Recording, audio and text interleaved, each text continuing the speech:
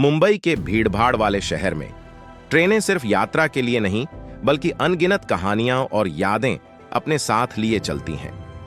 हर दिन की भीड़ में एक नौजवान आकाश भी था जो अपने सपनों की नौकरी की तलाश में यहां आया था।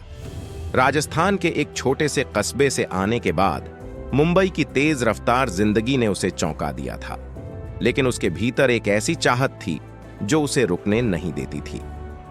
एक बरसात की शाम भीड़ भरे प्लेटफार्म पर खड़ा वह थका हुआ सा था जब उसकी नजर सामने वाले प्लेटफार्म पर खड़ी एक लड़की पर पड़ी। वह कुछ अलग सी लग रही थी। उसका पहनावा साधारण था, बाल डीले बंधे हुए थे और चेहरे पर एक गहरी उदासी और बेचैनी झलक रही थी। उसकी आंखों में एक अजीब सा आकर्षण था, जैसे उसमें दर्द और मजबूती का मिला जुला एहसास था। ट्रेन आई और वह भीड़ में गायब हो गई, लेकिन आकाश के मन में उसकी छवि बस गई। अब वह हर दिन उसे देखने की कोशिश करता, उम्मीद करता कि शायद उसे फिर से देख पाए। उसे समझ नहीं आ रहा था कि वह उस अजनबी की तरफ इतना क्यों खिंचा चला जा रहा है, लेकिन वह जानता था कि उसकी कहानी जाननी है। आखिरकार एक दिन उसकी यह ख्वाहिश पूरी हुई। वह फिर से उसी प्लेटफार्म पर खड़ी थी। आकाश ने हिम्मत जुटाई और उससे बातचीत शुरू की। पहले तो वह हिचकिचाई, लेकिन धीरे धीरे उसने अपना नाम बताया, पूनम। उसने बताया कि वह नौकरी की तलाश में मुंबई आई थी, लेकिन उसे स्थिरता नहीं मिल पा रही थी।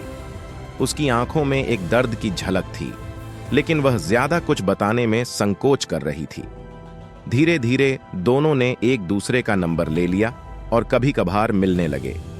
कुछ समय बाद पूनम की जिंदगी की सच्चाई आकाश के सामने खुलने लगी। पूनम उत्तर प्रदेश के एक छोटे से गांव में पली बढ़ी थी, जहां जिंदगी का संघर्ष हर कदम पर था। उसके पिता का देहांत उसके बचपन में ही हो गया था और उसकी मां ने अकेले ही 3 बच्चों का पालन पोषण किया था। परिवार आर्थिक तंगी में जी रहा था, लेकिन पूनम ने ठान लिया था कि वह कुछ करेगी। उसने मेहनत की और शहर में पढ़ाई के लिए छात्रवृत्ति पाई, लेकिन जिंदगी हमेशा आसान नहीं होती। शहर में पढ़ाई के कुछ ही दिन बाद उसे खबर मिली कि उसकी मां गंभीर रूप से बीमार है और अस्पताल के बिल बढ़ते जा रहे हैं। पूनम के पास किसी से मदद मांगने की हिम्मत नहीं थी, इसलिए उसने जो भी काम मिला उसे करना शुरू कर दिया। फिर भी उसकी सारी कोशिशों के बाद भी पैसे कम पड़ रहे थे और उसका परिवार निराश हो रहा था। आकाश उसकी कहानी सुनकर द्रवित हो गया। उसने आर्थिक सहायता की पेशकश की, लेकिन पूनम ने मना कर दिया। वह स्वाभिमानी थी और अपनी लड़ाई खुद लड़ना चाहती थी। उसने आकाश का धन्यवाद किया और बताया कि उसका साथ उसके जीवन में एक सांत्वना जैसा है।